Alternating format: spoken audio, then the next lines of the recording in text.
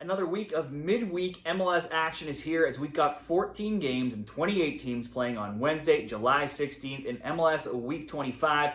Let's break down 7 of these games for today's MLS predictions, parlays, best bets. Be sure to let me know what you like for MLS Week 25 in the comments. Give the video a like and subscribe for more MLS picks throughout the season.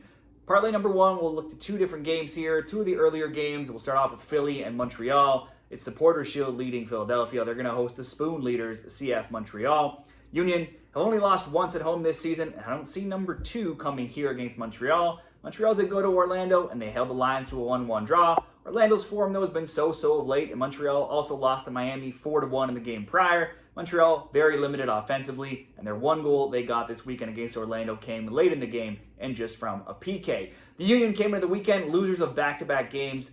Themselves, though, they had scores, both scores being 1-0, but they had a run of 13 games undefeated before that. They'd also been missing some key players. Most of those players were back in the lineup on Saturday versus the Red Bulls. Vasilev, Damiani, they scored in the first half. They held New York to just one shot on target, and they won that game 2-0. Philly won in Montreal back in May, 2-1. This matchup often produces goals in previous seasons. There's been 3 or more goals in 5 straight, also in 7 of 8, and also in 12 of 14. The both teams to score has gone 10-1 as well. The Union just held the Red Bulls, though, to 1 shot on target, and they haven't lost at home in any of their last 9 MLS games. They have not lost to Montreal in any of their last 7 home meetings between them. I'm just going to ask for Philly to win here. I thought Orlando would beat Montreal as well, and they came up a bit short.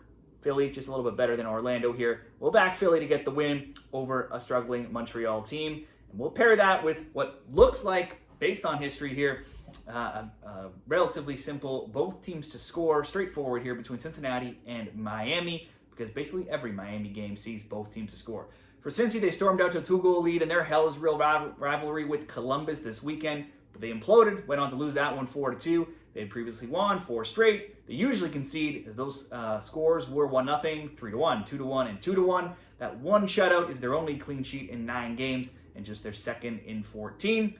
Unlikely to go back to keeping clean sheets against Miami. That's not the type of defense that I would have confidence betting to keep the clean sheet against Messi and Miami. Messi scored twice this weekend for the 5th straight time in an MLS game, and they had in a 2-1 win over another top team being Nashville. Miami now 4 have won, 4-1, 2-1, and 2-1 since the Club World Cup. Losing to PSG is their only loss in their last 10 games. They've also only shut out Al Ahly across any of their last 15. And really, if you watch that Al Ahly game, they should have conceded. They gave up plenty of chances in that game as well. So as much as Miami often scores, they usually always concede. I'm always expecting them to score here. Likely expect Messi to score the way he's playing if he plays. Mascherano, their head coach, has stated he'll be getting a rest at some point, but not sure when that point will be given how hot he's been. Last year when they met, both teams won at home, Cincy 6-1, and then Miami 2-0.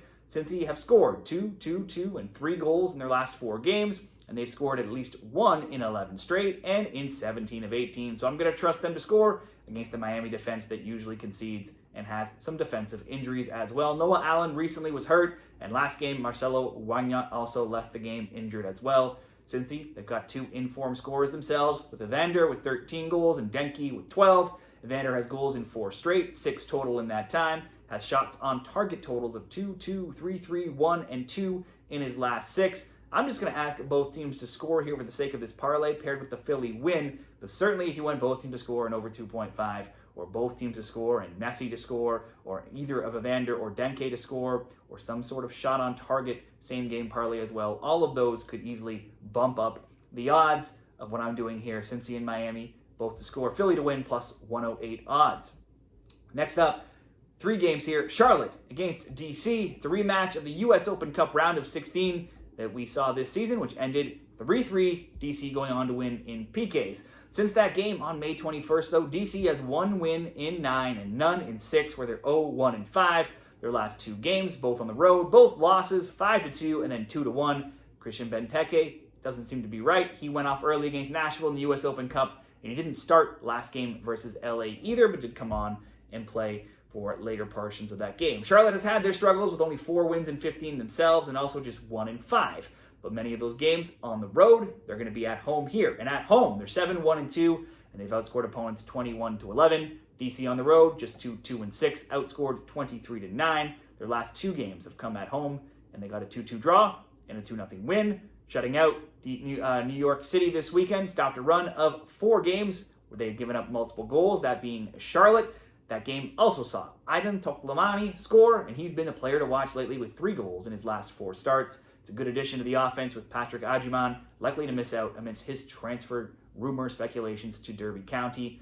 I would expect Charlotte to win, but who knows?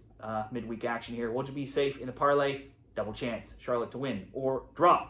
Next up, Atlanta and Chicago. Atlanta now has back-to-back draws. 0-0 with DC, 1-1 with TFC. Though they scored on a PK in second half stoppage time to draw Toronto, so they almost got the loss. 2 draws and 1 goal scored with a PK versus 2 of the league's worst teams. Certainly not a good story for Atlanta.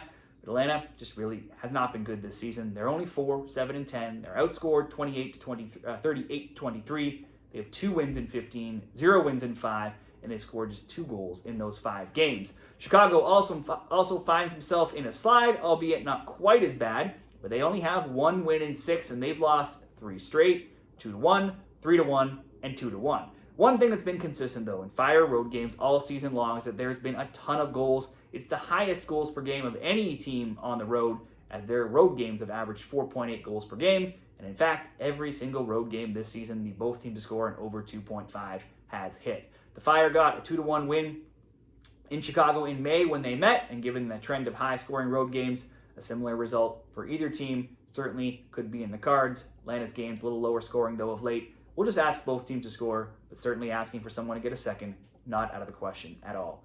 Next, in the leg 3 of 3 games here, Nashville and Columbus. On May 28th, they drew 2-2 in Columbus. Someone's now scored 2 or more goals in each of their last 5 meetings, with goal totals of 4-2, 4-2, and 4. The Yotes were rolling, and they had not suffered a loss in any of their last 15 games across all competitions. That was until they got messied in Miami on the weekend. Messi scored twice for the 5th game in a row. Miami won 2-1. Nashville has still scored, though, in 10 straight games. They still have 2 of the league's top scorers in Surge and Mukhtar. Surge tied with Messi in the Golden Boot race. At home, Nashville, though, giving up just 9 goals in their 11 games. The Crew, their opponents here, are building a streak of their own right now after falling behind 2-0 in an away match to their rivals Cincinnati on the weekend. Rossi, Arfsten, an own goal, and Habrun scored to pace Columbus to a come-from-behind 4-2 win. They're now 4-1-0. Scores in those games, 2-1, 3-1, 1-0, 1-1, and 4-2. Both teams to score bets have been cashing like crazy, and in fact, they've been cashing for some time now, as it's 12-1 and 15-2 going back now over many, many weeks. A game that certainly looks like a good option for the both teams to score, or because Nashville's been playing pretty good defense here at home with just 9 goals allowed, let's just ask for over 1.5 goals. If we go Nashville, Columbus over 1.5, Atlanta and Chicago, both teams to score, Charlotte double chance, we do that 3-teamer at plus 105. If you wanted to go both teams to score Nashville and Columbus instead, that could bump it up to plus 166, or choose the same option for Atlanta, Chicago if you wanted to improve those odds just a little bit. Those would be my choices to do so. Next up, the final 2 games here that I'm going to cover. Be sure to see the graphic at the end as well for the summary of all these picks. We'll go San Jose and Dallas here. 8th San Jose, 28 points. They're hosting 13th Dallas, 21 points. It's the second meeting of the season with San Jose winning 4-2 in Dallas, and that was very recent on June 25th. It was only 1-0 Dallas, though, until the 50th minute, then 2-2 after 68 minutes. In the final 20 minutes, got a little wild. Dallas took 2 red cards, and that 4th San Jose goal was deep into stoppage time, 99 in the 99th minute. There were a pile of shots, 10-8 shots on target advantage for San Jose, 24-10 shot attempts advantage for San Jose as well. That was also the 3rd straight game between them that saw both teams score an over 2.5 cashing with scores of 4-2, 3-2, and 2-1. And between them, there's now been 11 straight both teams to score games. So that's certainly on the radar as a potential option here. How do you judge, though, this San Jose team? On one hand, they've only lost twice in 15 games. On the other hand, they've only won once in 7, 0 of their last 4, and only 3 times in their last 12. It's a ton of draws in that time. That's 7 draws in 15 games. They had drawn 4 of 5 in 3 straight, scores of 1-1, 1-1, 2-2, going on to lose in PKs, before suffering a heavy defeat to Minnesota this weekend, where they got dominated 4-1. San Jose are always a team that's good for goals, but they've also conceded in 7 straight and 8 of 9. They're likely once again out Christian Espinoza, who leads the team in assists with 10. He also has 4 goals. Chicho Arango had no shots on target last game, but he did have 5 the game prior. and he has had at least one in 12 straight prior to that Minnesota game. He's taken the 4th most shots in the league, and he's a top 10 player in shots on target as well. Dallas is in a much worse place here. They too often don't win. They only have 3 wins in 17, 1 in 11, 0 in their last 4, and they've lost 4 straight, 4-2, 3-2, 2-1, and 2-0 this weekend versus LAFC. They've now given up multiple goals in 5 straight for a total of 13. Prior to this weekend, they had at least scored 1, 2, 2, and 4 in their previous 4 games before just being shut out. They are going to be out though. Luciano Acosta, he subbed on last game, took a yellow card, and now he's going to miss out with yellow card accumulation. That takes out their second leading scorer, so mostly just leaves Musa and Julio as the only main scoring threats on their team. I would think that this should be a good both teams to score game, but Dallas has no Acosta. San Jose has scored more than 1 goal in a game, also just once now in their last 7 MLS games.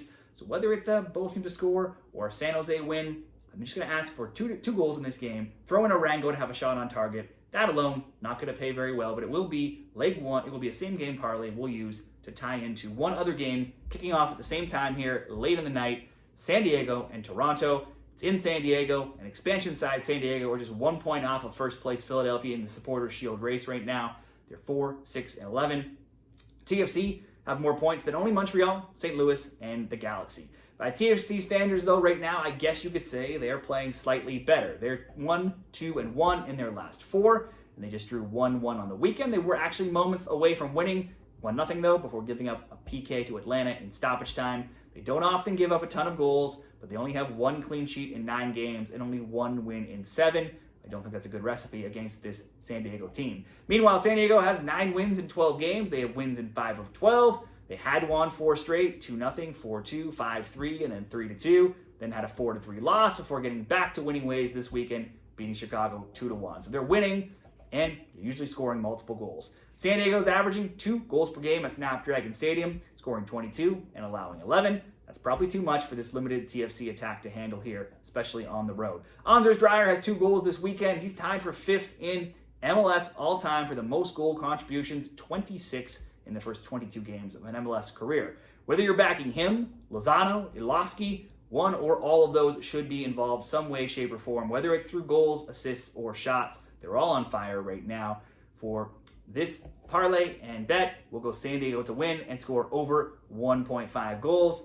And when we pair that with the 2 goals or more and a Arango shot on target, we'll get minus 125 for this 2-gamer in the 2 late games on Wednesday night, which will wrap up my best bets for MLS Week 25. Let me know what you like down there in the comments, and good luck.